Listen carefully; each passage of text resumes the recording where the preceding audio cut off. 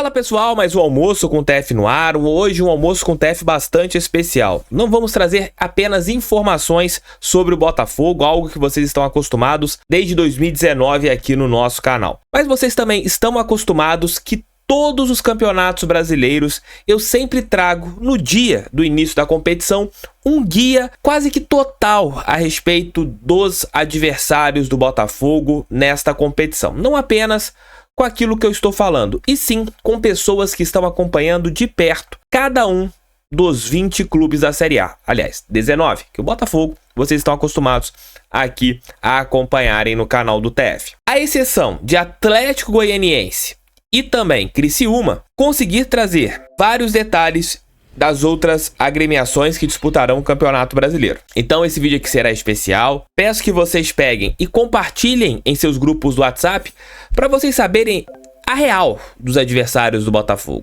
de quem acompanha o dia a dia, de quem não tá vendo ali apenas um jogo ou outro, uma informação ou outra, não, de quem tá vivenciando o dia a dia das equipes. Então esse aqui é mais um guia do Brasileirão no canal do TF, guia do Brasileirão de 2024. Como todos sabem, o Brasileirão com 38 rodadas, 19 jogos em casa, 19 jogos fora de casa, à exceção do Atlético Paranaense como mandante. Todos os jogos serão transmitidos pelo Sport TV, pelo Premier ou pela Globo, pelo contrato atual que termina neste ano.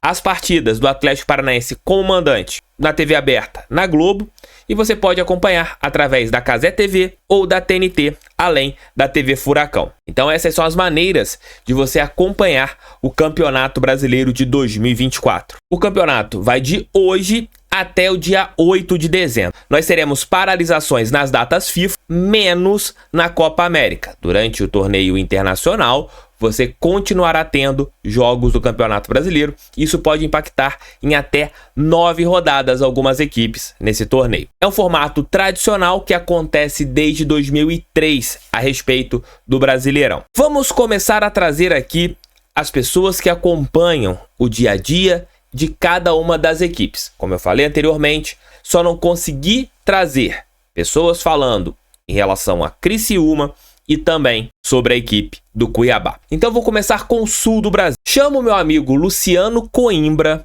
que vai trazer detalhes em relação às 3 equipes gaúchas. Ele vai falar sobre Grêmio, Inter e Juventude, e a Cleo, que é uma influenciadora, acompanha a equipe do Atlético Paranaense, vai falar sobre as expectativas também do Furacão em relação ao Campeonato Brasileiro. Sejam bem-vindos, meus amigos, e falem aí a respeito de todas as equipes. Lembrando para a galera que está acompanhando aqui esse vídeo aqui será muito mais longo do que aqueles que vocês estão acostumados em nosso canal. Vai chegar aqui a praticamente quase 1 hora de duração. Peguem aquele cafezinho e acompanhem aqui esse nosso conteúdo. Fala galera do canal do TF, tudo jóia? Luciano Coimbra, estou aqui para falar de Grêmio, Internacional e Juventude, os clubes que vão enfrentar o Botafogo nessa Série A de Campeonato Brasileiro de 2024. Bom, vou começar pela dupla Grenal, que em meio ao Campeonato Brasileiro vai ter disputa de Sul-Americana e também de Libertadores, assim como o Botafogo. E tanto o Grêmio quanto o Internacional não vêm bem nas disputas sul-americanas. O Grêmio não tem pontos marcados no seu grupo na Libertadores, o Internacional tem 2 empates num grupo relativamente fácil também na Copa Sul-Americana, e isso pode acabar impactando nesse início de Campeonato Brasileiro para a dupla Grenal, já que provavelmente vai precisar poupar jogadores na estreia ou nas primeiras rodadas do Campeonato Brasileiro para focar nas competições de Copa Libertadores e Copa Sul-Americana. Isso pode acarretar em alguma coisa lá para frente? Depende do rendimento tanto de Grêmio quanto de Internacional nessas primeiras partidas do Campeonato Brasileiro. O Grêmio vem de um título gaúcho, o Internacional contestado por não ter conseguido chegar a uma final de Campeonato Gaúcho pela 3ª vez consecutiva, e a dupla Grenal contestada nessas últimas 2 partidas aí, tanto o Grêmio quanto o Internacional, que o Grêmio perdeu pro Achipato em casa e o Internacional empatando com o Real Tomaiapo também dentro dos seus domínios. Pode impactar? Até pode. A torcida já está meio de ranço com o Internacional e a torcida também acabou chiando com essa derrota do Grêmio dentro de casa para o Achipato. Acreditava que fosse ter uma vitória do Tricolor dentro da arena em função da boa partida que fez contra o Juventude na final do Campeonato Gaúcho, mas não foi o que acabou acontecendo e a torcida ficou um tanto quanto incomodada com essa derrota do Grêmio dentro da arena. Já a torcida do Internacional, incomodada em função dos últimos 4 resultados que são de empate. O Internacional teve 2 empates na semifinal do Campeonato Gaúcho e acabou sendo eliminado para o Juventude, e aí também 2 empates nas suas partidas de Copa Sul-Americana. A torcida não está gostando nada do trabalho que está sendo mostrado agora pelo técnico Eduardo Cudê. Para a gente falar do Juventude, eu vou ressaltar aqui a boa campanha que o Juventude fez na reta final do Campeonato Gaúcho. Teve uns tropeços ali em meio ao gauchão e a torcida ficou um tanto quanto incomodada também com o trabalho do Roger Machado, mas o Roger colocou o time na final do Campeonato Gaúcho, fez 2 bons enfrentamentos com o Grêmio, mesmo não acabando com o título de campeão gaúcho, fez 2 bons enfrentamentos contra a equipe do técnico Renato, e isso deu um pouco de tranquilidade, vamos dizer assim, para a torcida do Juventude. O Roger tem o respaldo da direção, pode fazer um bom trabalho no Campeonato Brasileiro. É óbvio que sempre se projeta que a briga do Juventude vai ser pela parte de baixo da tabela, vai ser aquela briga para não ser rebaixado, mas eu acredito que o Roger consiga fazer um bom trabalho ali, brigar um pouquinho mais para cima. Quem sabe beliscar ali uma última vaga de Copa Sul-Americana com a equipe do Juventude, que tem um elenco modesto, mas um elenco de qualidade. Beleza? Grande abraço, Thiago. Obrigado por estar sempre contando com a gente aqui para falar dos times aqui do Rio Grande do Sul. Qualquer coisa, é só chamar. E aí, galera, eu sou a Cleo Santos. Vou falar um pouquinho para vocês aí sobre as expectativas do Atlético Paranaense, do Furacão, para o Campeonato Brasileiro que começa nesse final de semana. Ano do centenário, um dos anos mais importantes, eu acho que o mais importante para nós torcedores e para o clube também. Então a expectativa é enorme. O Atlético vem forte, sim, para brigar pelo campeonato. Há aqueles que não acreditam, mas nós estamos com as expectativas lá em cima. Para isso, o Atlético vem se preparando e fez algumas contratações importantíssimas, principalmente em algumas posições que o Atlético estava com um pouquinho de desfalques, né? No caso, nós temos aí um dos principais atacantes que vem atuando aqui no Brasil, que é o Gonzalo Mastriani, goleador. Então a expectativa tá lá em cima com ele para esse campeonato. Quem sabe aí artilheiro da competição. E também em outras posições também, né? O Atlético fez algumas contratações na lateral, que é o Léo Godoy, e também na zaga, que é o Matheus Gamarra, e outros jogadores aí que estão para vir, e jogadores que também renovaram o contrato, como o Eric, né? A gente recebeu a notícia hoje que renovou seu contrato até 2026. Fora isso, a gente também tem aí um técnico de peso, né? Quem não conhece o Cuca, e é técnico campeão aqui no Brasil, então eu acredito que o Atlético nas mãos desse super técnico tem tudo para dar certo e para incomodar muita gente. Obrigado por suas participações. Vamos agora para o estado de São Paulo. Vamos subindo o Brasil. Vamos saber informações a respeito de Palmeiras, Corinthians, São Paulo e Bragantino Red Bull, com as participações do Bulara, do Rodrigo, do Luiz e também do Caio. Sejam bem-vindos, meus amigos, e falem aí de suas equipes. Olá pessoas, tudo bem com vocês? Eu sou Rodrigo Seixas, jornalista e analista de futebol e também setorista do Red Bull Bragantino. E a pedido do Thiago aqui, vou falar para vocês sobre como chegou o Red Bull Bragantino para esse Campeonato Brasileiro de 2024. Primeiro vamos voltar para 2023 para lembrar de onde vem o Bragantino. O time foi o 6º colocado do último Campeonato Brasileiro e até chegou a brigar pelo título no momento, mas na hora mais decisiva ele acabou não conseguindo render e acabou ficando em 6º. Para esse ano ele vem com boa parte do elenco que usou em 23, teve chegada de novos jogadores na defesa, mas quem tem jogado mais é o Nathan Mendes, que veio de São Paulo, lateral direito. A principal perda foi o Léo Ortiz, que foi para o Flamengo. O jogador era o principal atleta do clube, capitão, com um papel importante de liderar a defesa e iniciar jogadas de ataque, né? Ele também é muito importante na bola parada. Sem ele, o time perdeu muito e vai precisar se reorganizar sem o zagueiro. Manteve o mesmo treinador, né? O Pedro Caixinha, o português. Então, a maneira de jogar do clube e do treinador se parecem bem e ele continua, então isso ajuda bastante. É um elenco muito jovem, deve ser o mais jovem do país, né, na Série A, e que vai buscar sempre muita intensidade, as linhas de marcação bem adiantadas no campo adversário para fazer pressão e roubar as bolas mais perto do gol. É um time que tem um jogo físico, de muita velocidade, que gosta de atacar a bola quando não tem e de atacar o gol quando tem a bola. É um time que não gosta de ficar muito enrolando, até tem bastante posse de bola porque recupera muita bola, mas não é um time de muitos passes para uma finalização, ele tenta definir e ser mais vertical, né? As infiltrações e ataque nas costas da defesa são as principais jogadas de ataque do time, que é muito bom nesses dois quesitos. Os principais jogadores do clube hoje são o Juninho Capixaba, ótimo lateral esquerdo, que tem muita boa recuperação e construção de jogadas. O Lucas Evangelista, que é o armador do time. O Elinho, que é um driblador e assistente no último terço do campo muito bom. Além do mais experiente de todos, que é o Sacha, e que é também o jogador mais decisivo da equipe, artilheiro da temporada. Os demais jogadores têm qualidades semelhantes, né? Nem tanto de características, mas é um time mais homogêneo no restante das posições. O time tem apresentado um grande problema na temporada, que é a dificuldade de ser decisivo nas áreas. Tem cometido muitos erros na defesa e tem tido dificuldade de ser decisivo na área adversária. O time também tem apresentado pouca confiança nos jogos mais decisivos e errado demais neles. O clube pensa em ir melhor do que no ano passado no Brasileiro, mas esse início de temporada, com a eliminação antes na Libertadores, né, perdeu do Botafogo e foi jogar a Sul-Americana, a derrota na semi do Paulista e a derrota para o Racing nessa semana, indicam que o clube vai ter dificuldades de fazer um brasileiro melhor do que na última temporada. Então, assim, é a expectativa, mas eu não sei se o clube vai conseguir fazer um campeonato melhor do que do ano passado. Eu digo que um clube que vai ficar mais pelo meio da tabela e, se melhorar um pouco, pode pegar uma vaga numa pré-Libertadores, dependendo do que for acontecer com o clube. Salve, salve, Thiagão, tudo beleza? E lógico, e aí, rapaziada do canal TF, tudo certo?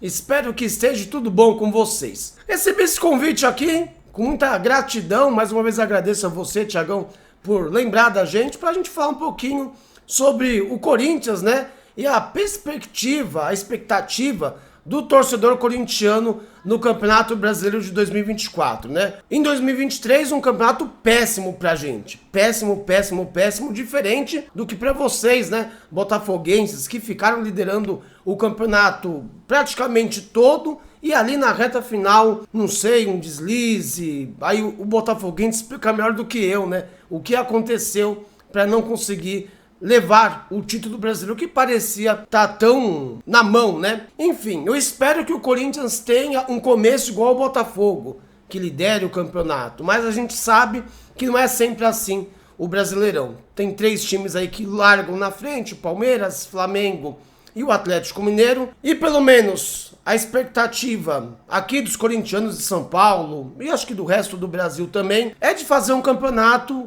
visando uma vaga na Libertadores, né? Desde 2017, onde o Corinthians fez o último título brasileiro, uma das maiores campanhas da história de pontos corridos. De lá pra cá, o Corinthians se perdeu pelo caminho, né? Campeonatos brasileiros bem abaixo da expectativa, estaduais ainda assim também abaixo da expectativa. Chegamos a uma final de Copa do Brasil, chegamos a uma semifinal de Copa Sul-Americana, mas meio aos trancos e barrancos, né?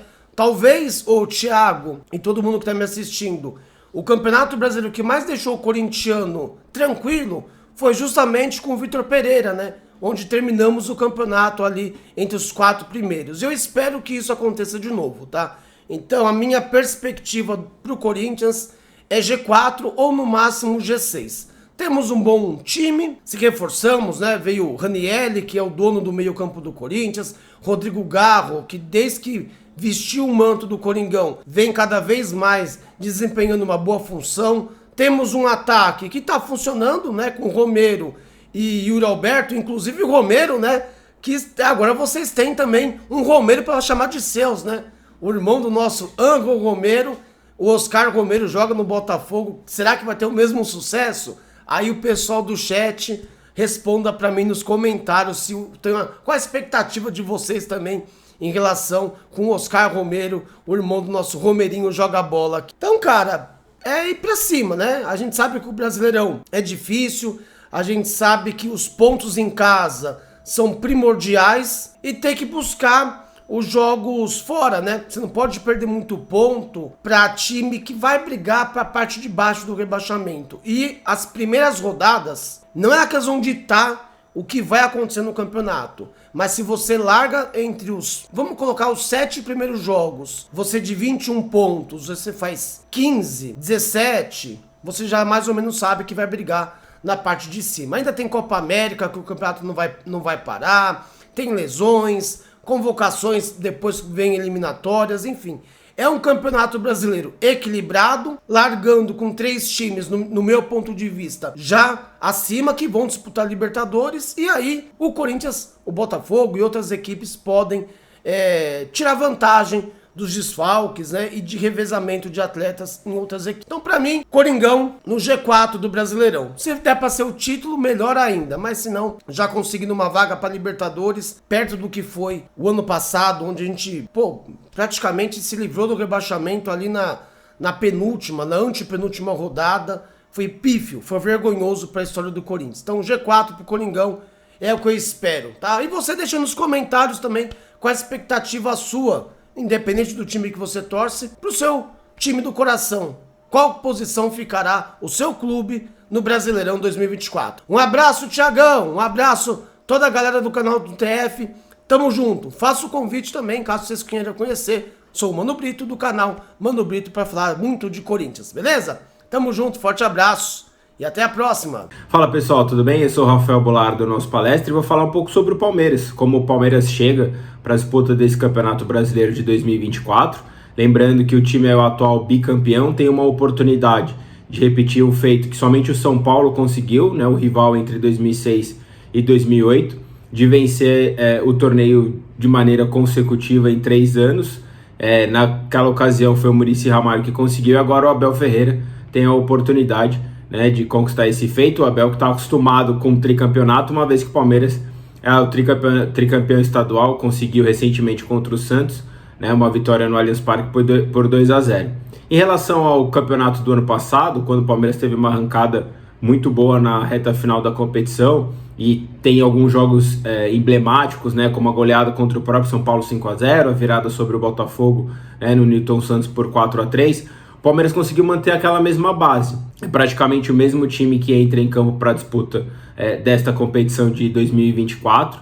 Né? O Palmeiras renovou alguns contratos, e se você pegar o time campeão, não só de 22, como de 23, você vai enxergar grande parte da espinha do time formado pelo Abel Ferreira, né, nestas formações.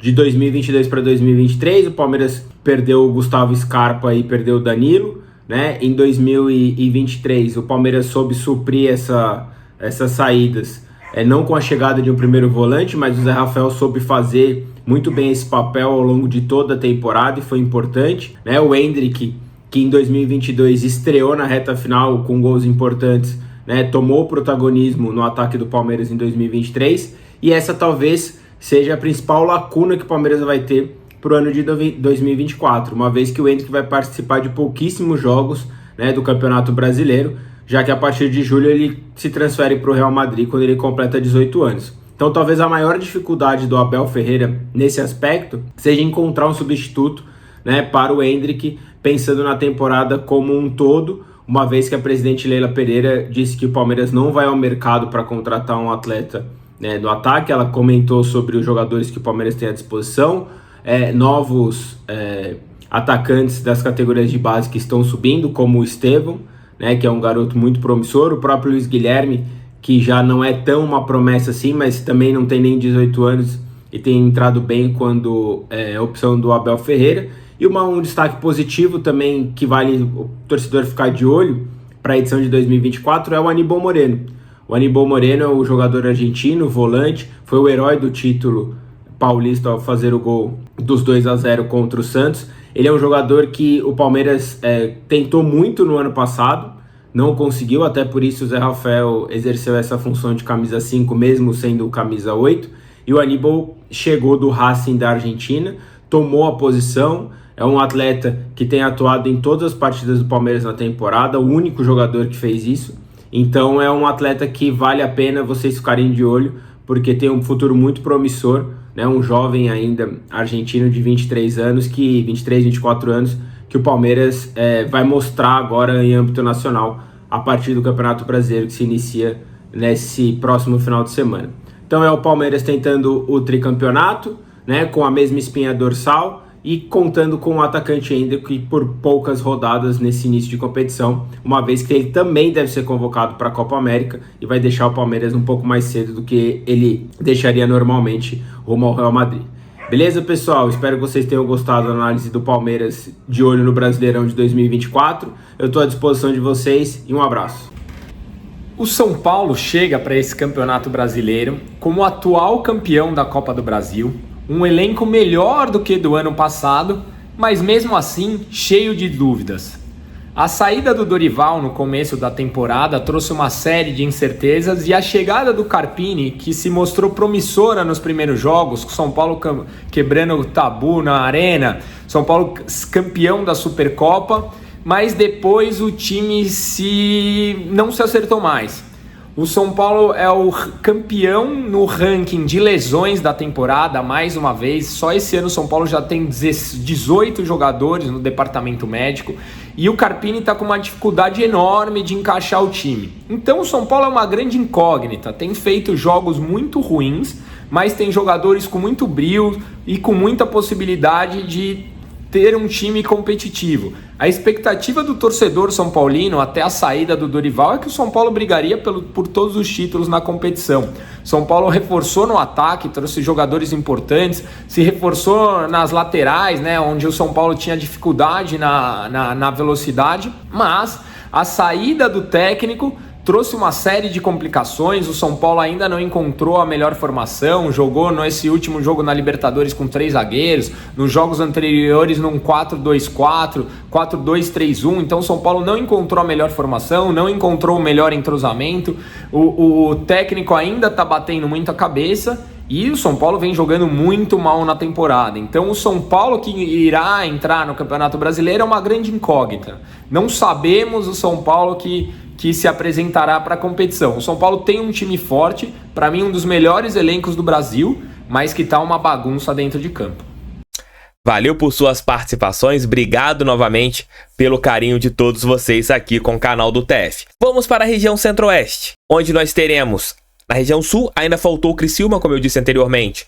Não consegui ninguém para falar a respeito da equipe de Santa Catarina. Em relação à região Centro-Oeste, não consegui ninguém para falar a respeito do Atlético Goianiense, atual campeão do campeonato goiano, né? Então o Atlético Goianiense é campeão do campeonato goiano e o Criciúma, atual campeão catarinense. Para falar sobre a outra equipe do Centro-Oeste brasileiro, que é o Cuiabá, chamo o Derek. Derek, seja bem-vindo e fale aí a respeito do Cuiabá. Fala, Tiagão, tudo bem, cara? Obrigado pela oportunidade, pelo espaço, para poder falar um pouquinho do Cuiabá, o único representante de Mato Grosso na Série A do Campeonato Brasileiro.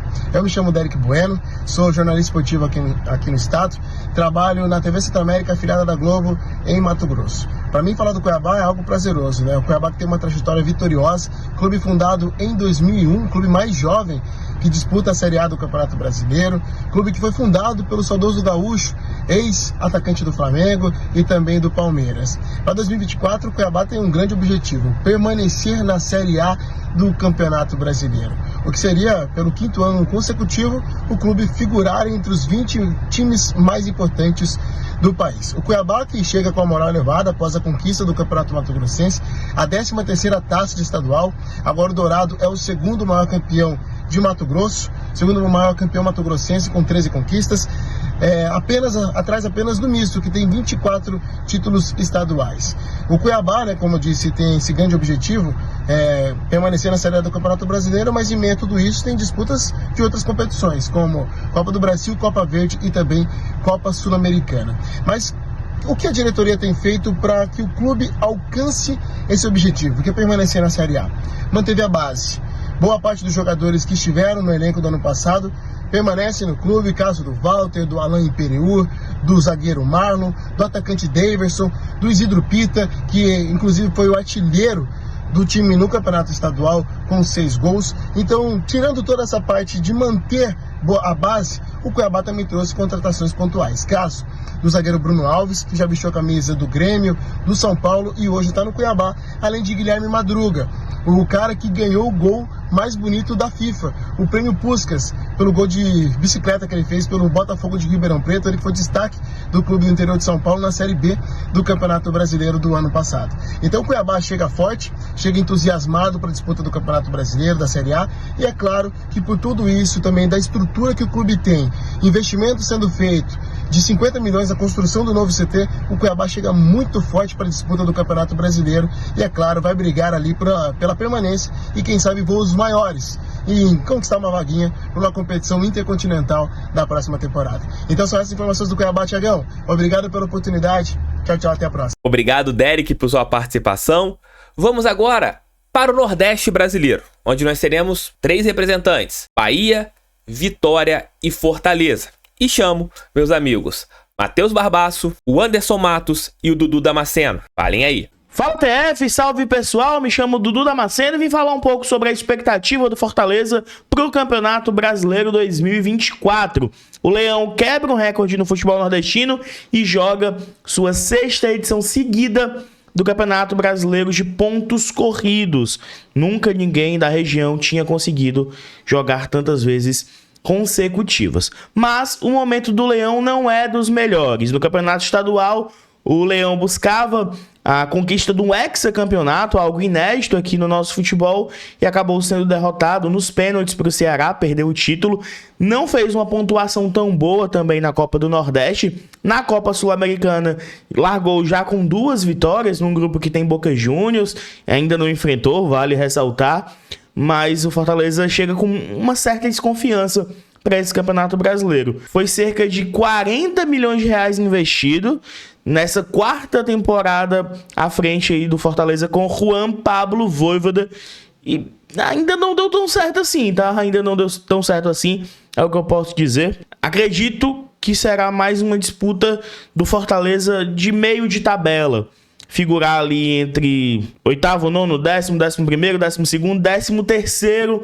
Eu acho que vai ser a disputa do Fortaleza nesse Campeonato Brasileiro. Se começar mal, né? Se não der certo, se continuar a sequência negativa que vem acontecendo em 2024, aí luta para não cair. Mas também, se conseguir se recuperar, consegue beliscar, sonhar, quem sabe, com uma vaga de pré-Libertadores, talvez. Beleza? Um abraço a todos, valeu rapaziada! Fala TF, meu irmão, fala torcida botafoguense, aqui quem fala é Matheus Barbaço do canal Sou Mais Bahia e eu tô passando por aqui para poder falar um pouco sobre as expectativas do torcedor tricolor para esse Campeonato Brasileiro da Série A de 2024.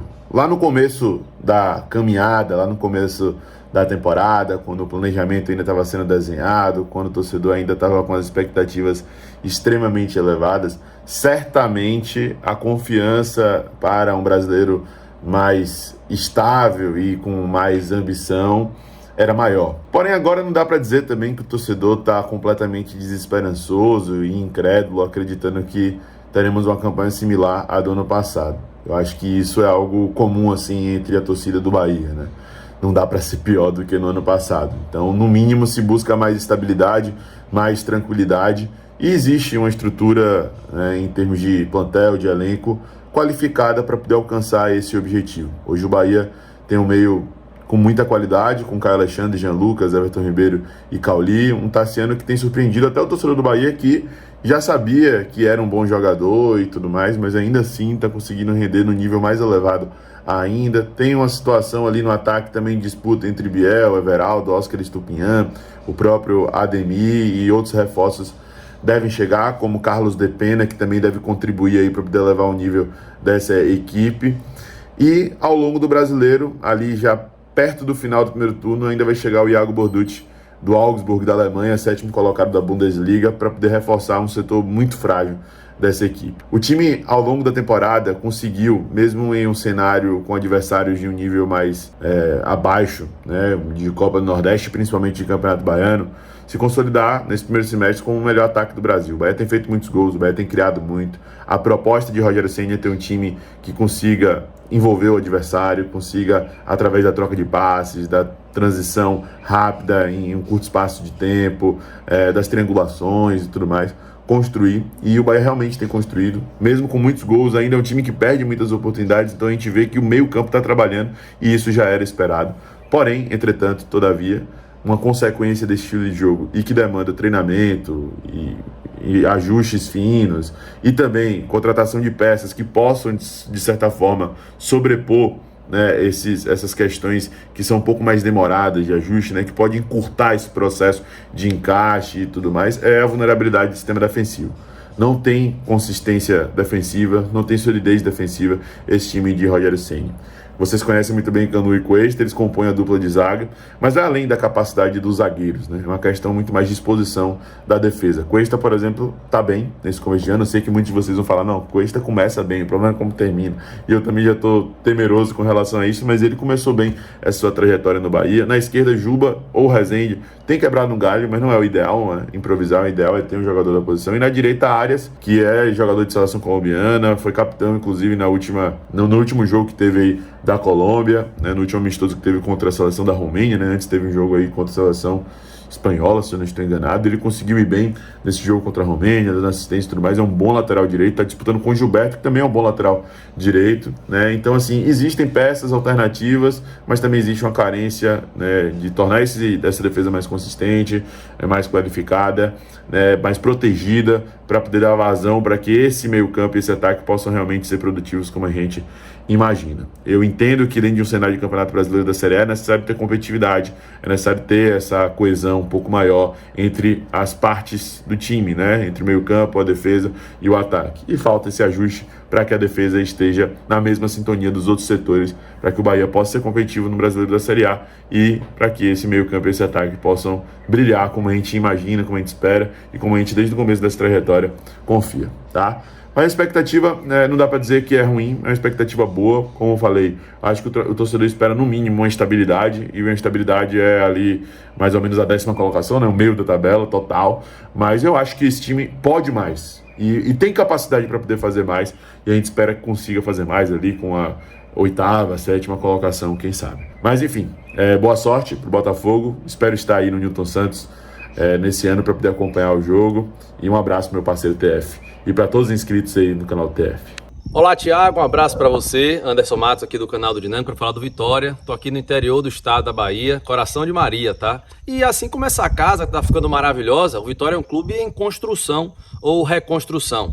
Veio recentemente da Série C, campeão da Série B, busca fazer uma boa Série A para se mostrar ao Brasil o novo Vitória. O rubro-negro chega como campeão baiano, vencendo inclusive o Bahia, clube que teve investimento milionário para essa disputa de brasileiro e também de toda a temporada, que é um feito maravilhoso para nós, torcedores do Vitória, e para o Esporte Clube Vitória também. Esperamos que na Série A o Vitória possa atingir aí a permanência primeiramente, é o objetivo do Vitória primeiro ficar, e obviamente quem sabe buscar uma vaga na Sul-Americana para ter um calendário internacional, né? Botaria como destaque do Vitória aí o Mateuzinho e também o Osvaldo, o veterano Osvaldo, vai fazer 37 anos, mas parece um menino jogando. Tem também o zagueiro Wagner Leonardo e outros jogadores mais também, mas destaco esses aí, jogadores rubro-negros. Valeu? Abraço para você, sou Anderson Matos do canal do Dinâmico. Muito obrigado, meus amigos, por suas participações. Volto agora para a região sudeste do nosso país, para saber como estão as equipes mineiras.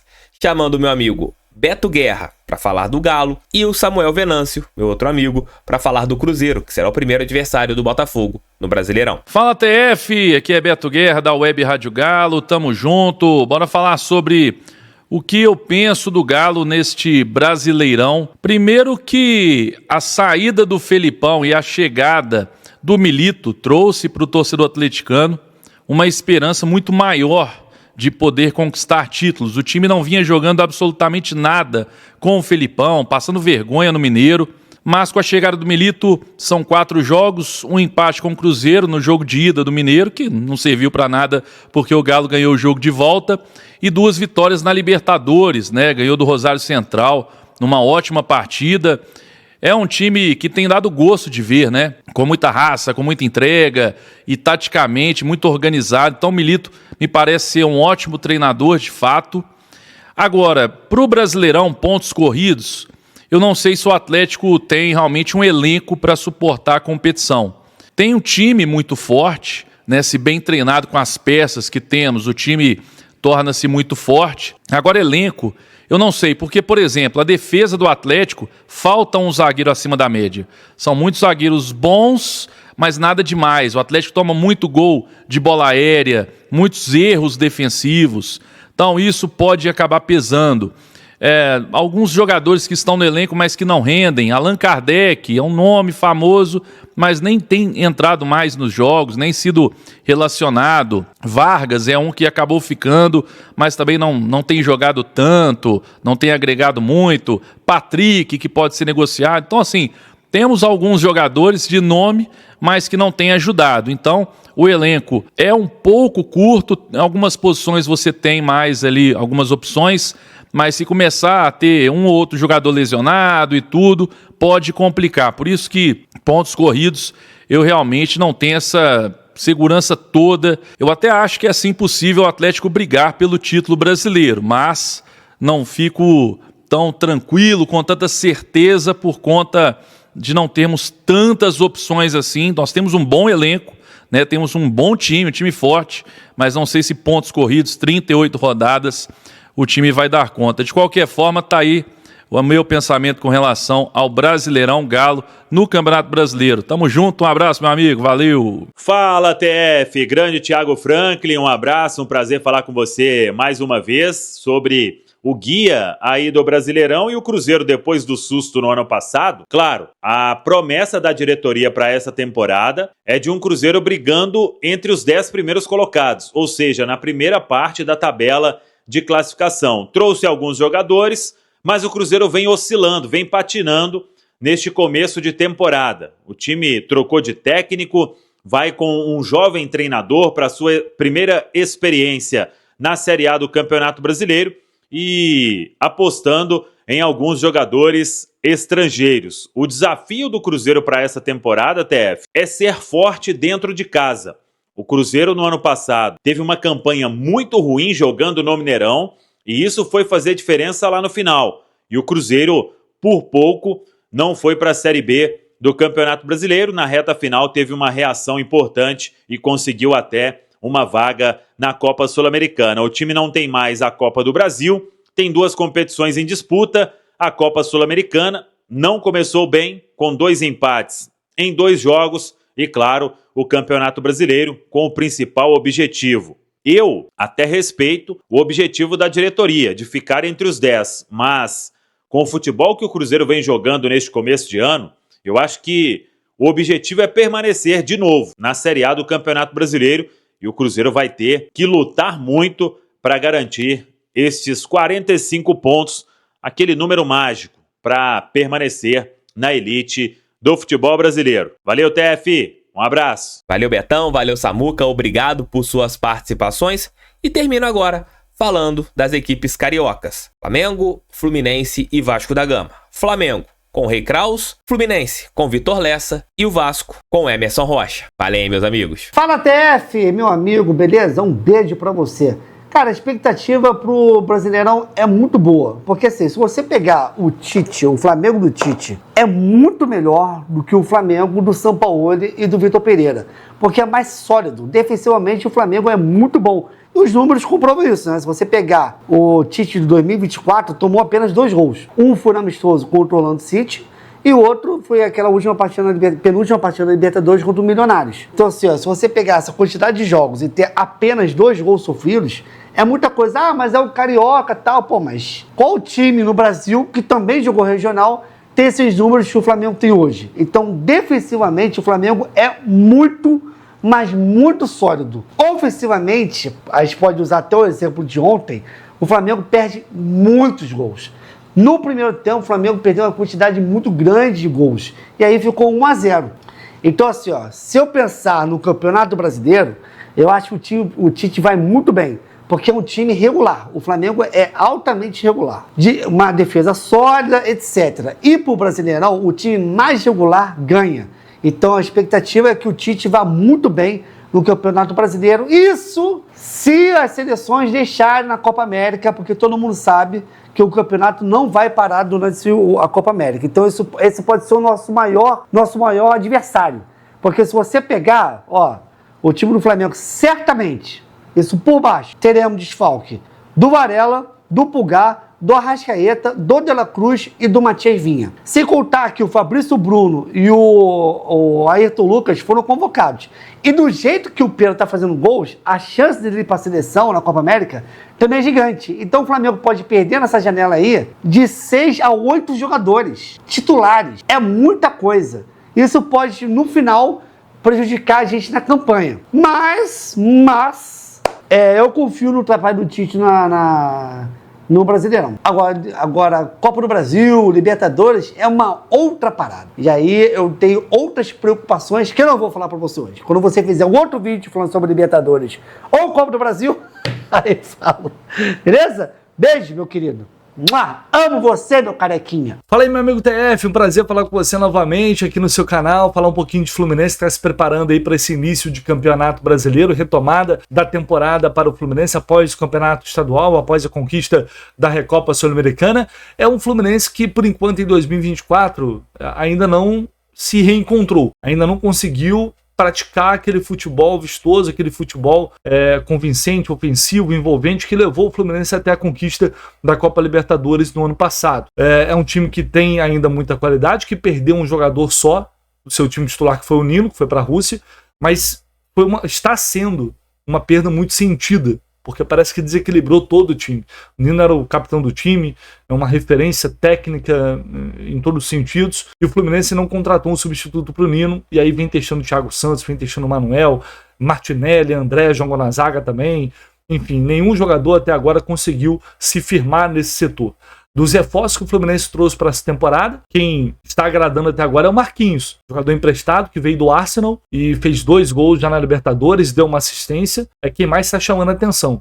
Renato Augusto, Douglas Costa, Terans, nomes experientes, nomes badalados, que chegaram e até agora não mostraram muito resultado. Até por isso o Fluminense sofre sempre quando perde um titular, e já perdeu alguns por lesão. Paulo Henrique Ganso, Marcelo já ficou um período fora, até Germancano se lesionou, Keno, algo que não acontecia no ano passado. Alguns ainda estão se recuperando, né? Cano e Ganso voltaram recentemente.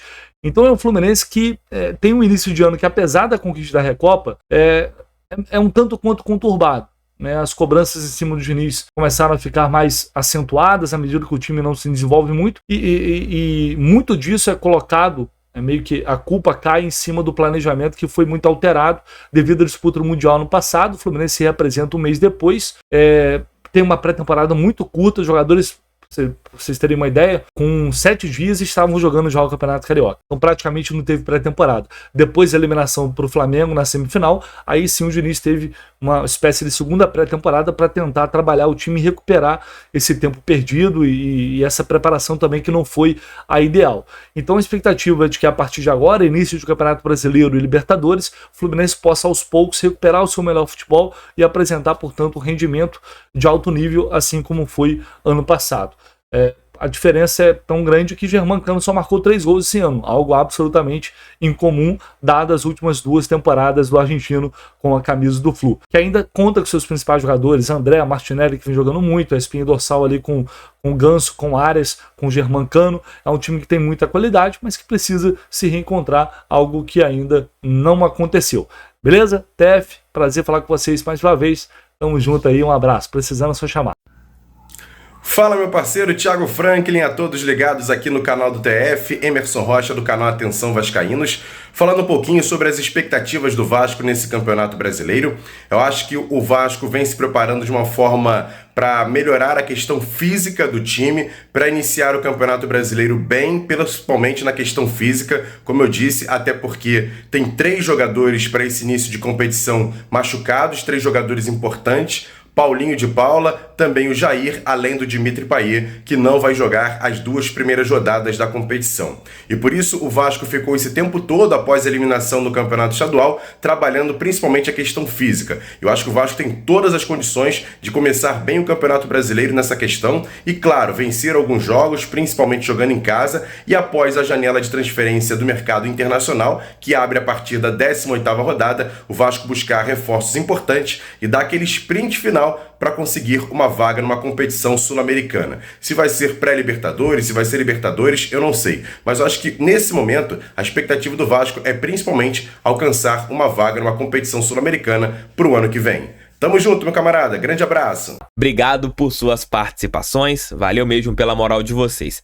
TF, e sobre o Botafogo? Eu falei de maneira mais ampla dentro do giro de notícias de hoje, mas de maneira bem curta para falar aqui, até mesmo com quem não é botafoguense, esse vídeo chegou até vocês. Eu acredito que o Botafogo, se conseguir fazer o bom elenco que tem, virar um bom time com o trabalho do técnico Arthur Jorge, no mínimo o Botafogo tem condições de brigar por uma vaga na Copa Libertadores de 2025. Você tem um elenco que talvez seja o mais forte dos últimos 20 anos do Botafogo, até mais. Você tem muitas boas peças, mas ainda não conseguiu montar um time. Mas a expectativa é que monte. Pode demorar um pouco, mas como é um campeonato muito longo, o Botafogo entra no Campeonato Brasileiro pensando no mínimo no G6. E claro, se o time entrosar, se o time engrenar, pode até mesmo sonhar com posições mais à frente na tabela de classificação. Mas o sonho e também a expectativa até interna dentro do Botafogo é brigar sempre pelas 6 primeiras posições. Qualquer tipo de desempenho abaixo disso, que não leve o Botafogo para uma Copa Libertadores América no próximo ano, poderá ser tratado como um fracasso nesse ano no Campeonato Brasileiro. Tamo juntos, espero que vocês tenham curtido esse conteúdo. Volto ainda hoje com mais vídeos aqui no canal do TF. Obrigado aos amigos que participaram desse nosso conteúdo. Obrigado de coração pela confiança que vocês têm aqui no canal do TF. Se curtiram, peguem esse conteúdo e mandem aí em seus grupos do WhatsApp. Valeu e fui, tamo junto sempre.